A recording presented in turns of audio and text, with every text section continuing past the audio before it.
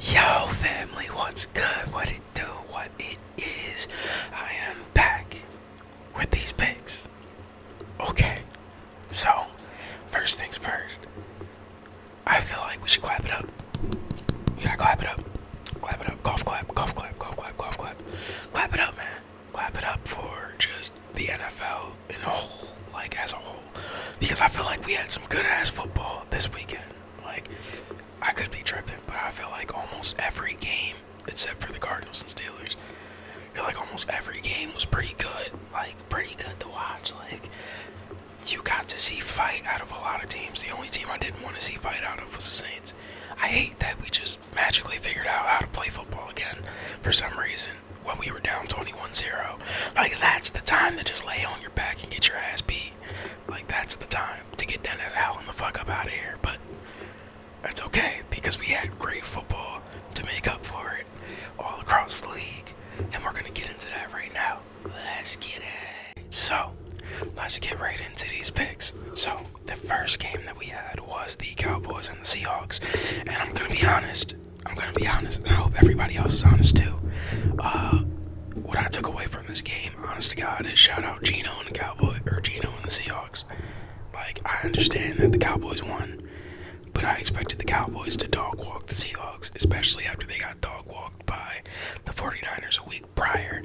So, shout out to Gino. He came out there, he put up a fight, he was launching that fucking pill everywhere, and people were catching it. A lot of penalties, though. There was a lot of penalties moving the ball for both teams, so I didn't like that. But anytime there's a lot of points, fuck defense, we love points. Alright, we love points, we love points. So anytime there's a lot of points, I'm for it. So Cowboys ended up getting that dub 41-35. But again, hell of a game. I also took away that Dak Prescott is a baller. Like a baller. Like, because there was a couple times where his back was against the wall and he probably didn't expect it to be. With the way he was playing, he probably was like, yo, why the fuck do I have to keep coming out here and moving this ball? But hey, here we go. Alright, so shout out the Cowboys. Shout out the Cowboys for getting that dub. Falcons and Jets. This one was a little bit of a snooze fest. Falcons got that dub 13-8. Jets, man, I feel terrible because I feel like everybody in the world knows if the Jets had Aaron Rodgers, this wouldn't even be close. Like, they'd probably be whooping everybody's ass with this defense. Like, it's crazy that they just literally don't have a competent quarterback or an offensive line that can protect the quarterback at that. But it is what it is. Falcons, congrats to y'all, man. Arthur Smith hanging on to his job by the thread. Like, as a Falcons fan, if there's any Falcons fans that watch, please tell me, how does it feel, man? Like, because I know I would be pissed if my team was mid and we kept winning. Like, if the Saints won this weekend, I'd be fucking livid. But it's like, I know a lot of Falcons fans wanted Arthur Smith out, but y'all are in the lead of the NFC South. The team looks not good, but you're in the lead of the NFC South. You're in playoffs right now, so how do you feel about that? Do you want to keep winning, or is it like, hey, we can stop anytime now? Two snooze fests in a row, sadly, because Chargers and Patriots 6-0. I'm not spending a lot of time talking about this. Brandon Staley gotta get the fuck up out of here. Bill Belichick, at this point, I think he's purposely saying, fuck it, let me show my worth. Let me show my worth, because Bill Belichick is a defensive coach, and they are playing the fuck out of defense. These past few weeks, they might be getting L's, but they're playing defense. Let's keep it real. Let's just keep it real. So I think Bill Belichick is like, hey, just in case I get fired, just remember what I can do. Just remember this. I'm out here stopping everybody from scoring still. So there's that again. 6-0 snooze fest. Ass whooping alert. Ass whooping alert. Will. Dolphins got in the Commander's ass. Dolphins 45-15. 45-15 got in that ass. And it's like every time I turned on the TV, or not turned on the TV, but every time I would tune into that game, I'm just seeing Tyreek Hill running. And it's been like that all season. Every time you turn on the Dolphins, you just short man throwing a short man, do it to Tyreek, bow. Like, it's gotta be the connection. It's gotta be short on short. I can't explain it any other way. And why the fuck is nobody guarding Tyreek Hill? Like, obviously he's gonna get past the first man. Why is the safety even thinking about anybody else other than Tyreek Hill? I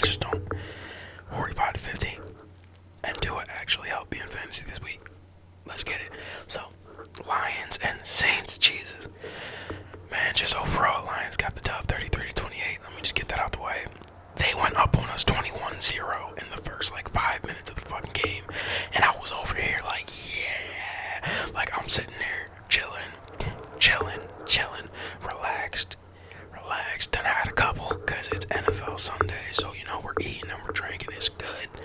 And like this is the first time that I can remember that I watched my team get punched on, and I was so fucking happy watching it happen. Like 21-0 the whole time. I'm like, yeah, Jared Goff, yeah, St. Brown, yeah, Gibbs. Like I'm over there going stupid for the Lions. Like you would think I was from Detroit the way I was in there screaming like, yes sir, run it up on us, yes sir.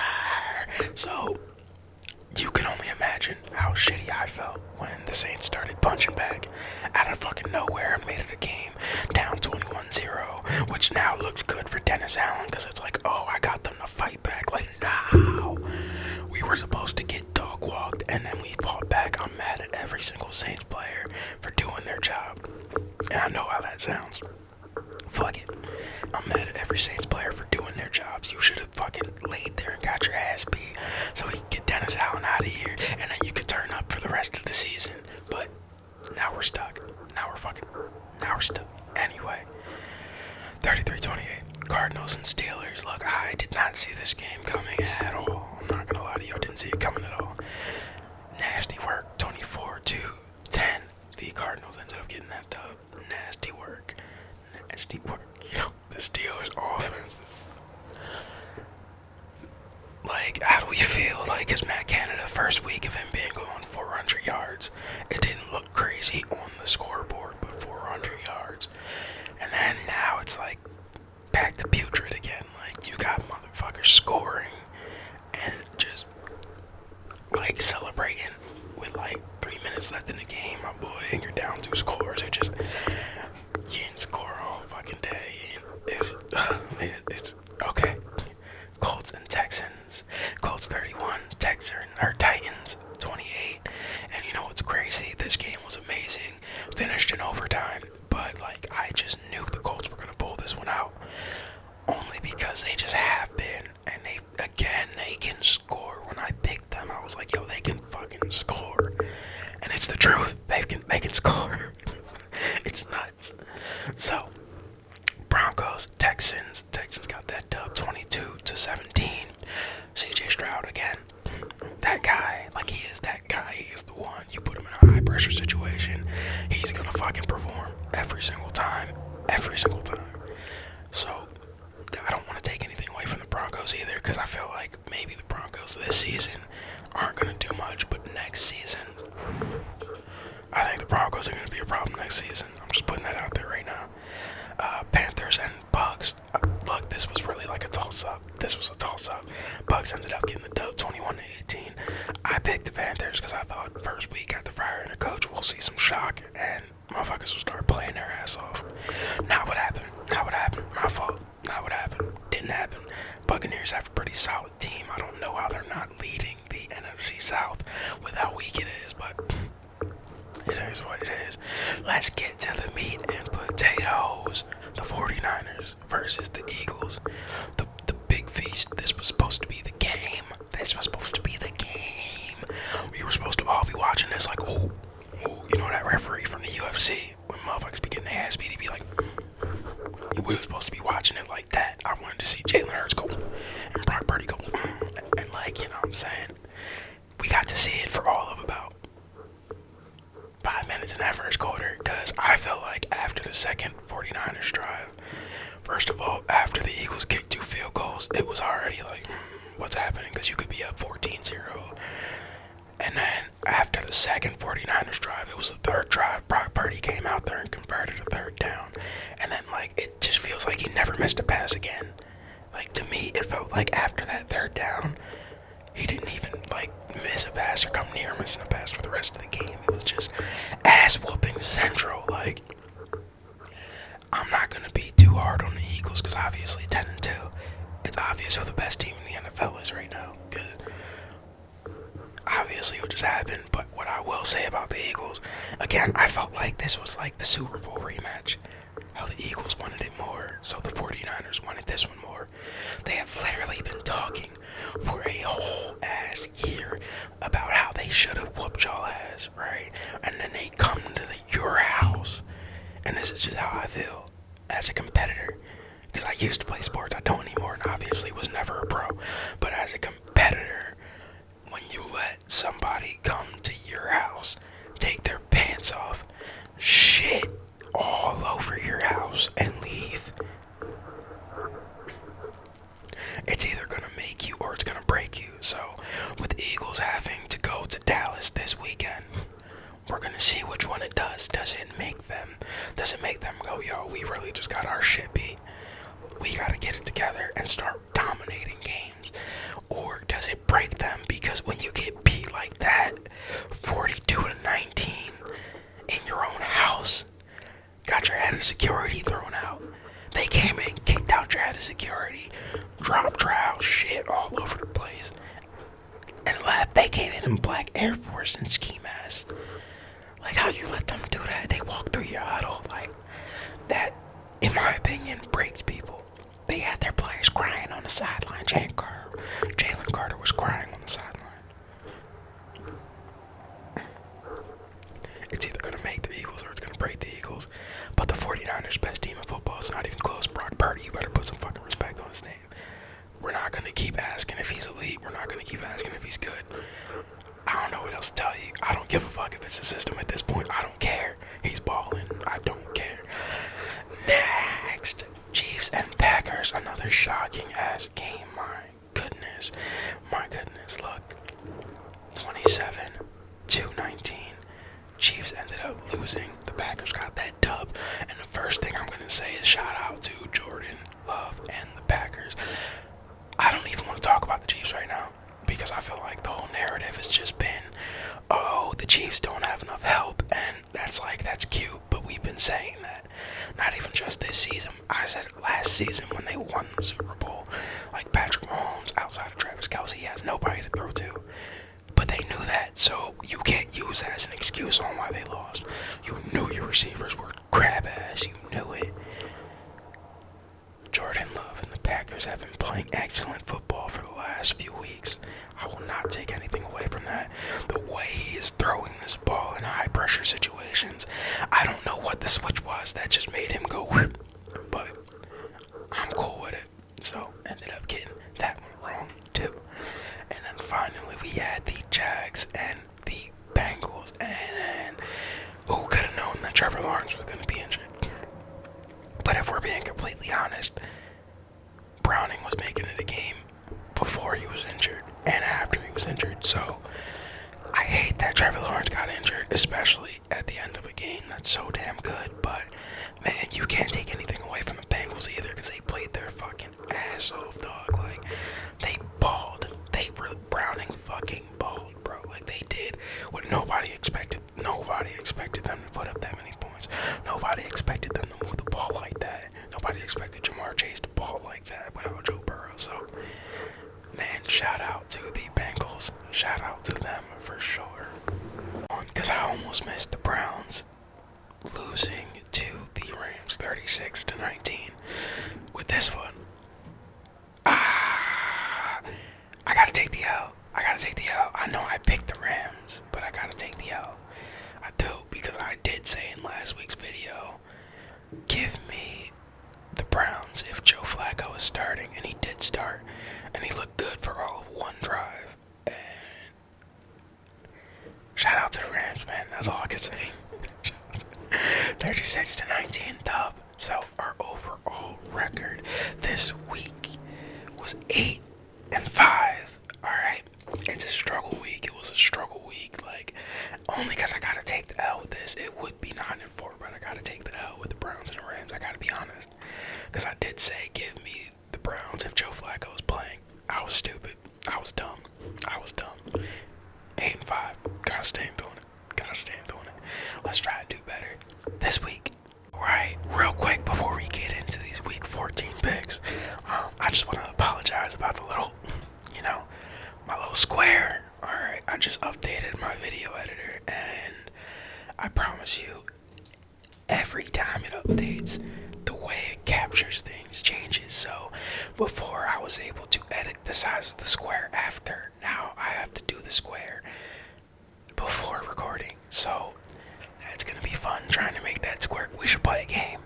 We should try to see like how many times the size of my little video square is gonna switch over the next few weeks. Because trying to figure out exactly the measurement is fucking crazy. Because you have to drag it. Anyway, fuck it. Week 14. All right, we're moving through this season, and that is bothering me just a little bit. How fast we're moving through this season, because it's like, damn, we're about to be done. But it's okay. Here's what we're gonna do. We're gonna go Steelers. Because there's just no way I'm picking the Patriots. They are outright refusing to play offense. Like, they are refusing. Bill Belichick has some type of plan. I'm just not hip to it. Going with the Steelers. Lions and Bears. I know they struggled last time against the Bears, but come on, how can you really pick against that? This one's harder because of Browning. Browning can do it twice. Jesus, but I'm going with the Colts. Simply because they can score. But I just saw the Bengals do the same thing, so I don't know how confident I am with this pick after what I saw on Thursday night. But by the way, what a shit, or Monday night, but what a shit game this is about to be. This is about to be shitty, especially with no Kenny Pickett. I mean, he's not box office anyway, but fuck me, dude. Jags and Browns. This is a tough one. This is a really tough one. Joe Flacco. Gotta close my eyes when I pick it. Gotta close my eyes because I don't trust it. Texans and Jets. Texans got this one. Texans got this one. Ravens got that one against the Rams. No disrespect. Rams have been playing great football, but the Ravens are that team.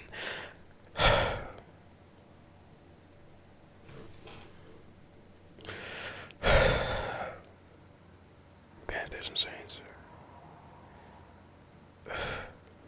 I want us to lose so bad. Hopefully we find a way to lose. I just don't see it happening, but I pray to God we find a way to lose to the Panthers, please. They're 1-11. That'll be perfect to get Dennis Allen fired, please.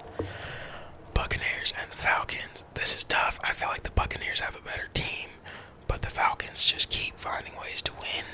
I mean, they're 6-6. I don't want to make it seem like they're amazing, but the Falcons just keep squeaking them out. So we're going with the Falcons here. Vikings and Raiders. Give me the Raiders, the new Raiders. I don't really have much to say about that. Like, this isn't me not believing in the pastronaut, but the last time we saw him, it was brutal, even though a lot of them were like tip passes. Give me the Vikings. No, Max Crosby won't get in that ass. But they can't score. Give me the Vikings. God damn, yeah, I guess this is tough. 49ers Seahawks. I don't think the Seahawks, after last week with the Cowboys, I don't think the Seahawks are going to get boat raced again, but give me 49ers. Chargers and Broncos. Broncos, because the Chargers can't fucking score either. They're refusing to play offense, so give me the Broncos. Bills and Chiefs. This is a tough one. I want to pick the Bills so bad, but I know Patrick Mahomes isn't losing twice in a row. But that's a game he could easily lose. We'll be watching that. This is my game of the week right here. No, it's not, because the game of the week is right here. Man, we're going Cowboys. This isn't no disrespect to the Eagles. Regardless of what happened last week against the 49ers, I was picking the Cowboys this week. Just because I think you're going to split with the Cowboys this year. They're too good to just dominate them both times. Well, you didn't dominate them last time, but you get what I'm saying. They're too good to sweep. So, I think you're going to split with the Cowboys. I feel like that usually happens. So, we're going with the Cowboys here. But the Eagles have a hell of a chance to redeem themselves right now. And to keep that number one seed locked up. 2 Monday night games. Both of them kind of shit. It's crazy. 2 shitty ass Monday night games is wildness. We're going Dolphins and we're going Packers. These picks this week weren't hard, and that scares me. Like, this is a no-brainer. Steelers over Patriots is a no-brainer. Lions is a no-brainer. This is a little bit tough. This is a no-brainer, I feel like. This is a little bit tough. I don't know, because the Rams are playing tough, but it's the Ravens. This should be a no-brainer, but I'm not putting shit past us. This is tough. Kinda tough. No-brainer. Broncos and Chargers, kind of a no-brainer. Chiefs and Bills, tough. Cowboys and Eagles, tough. These two, no-brainers. I think we're going to do good in the record this week.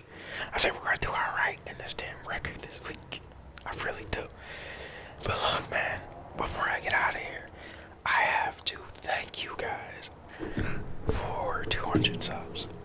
Because it feels like I literally just did the 100 subs video.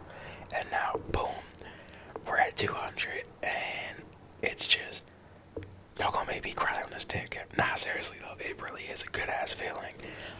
Just that, you know, when you put stuff out there and people actually like it, people actually click on it, people comment to it. Like, I had homies in the live chat of one of the videos, the last video last week that came out, and that was awesome. Just being able to talk to y'all and just interacting with everybody, because it's a family. Like, y'all aren't subscribers, you're not followers, y'all are family. I say it for a reason. That yo family that sometimes I'll mix up with yo everybody. So don't kill me for that. But y'all are a family at this point. Like, I look at it like that, especially in the realm of what we're talking about. Because when it comes to sports, like, that's what brings everybody together regardless. So, man, shout out to y'all. Love y'all. Shout out for 200. And I'll see y'all sooner than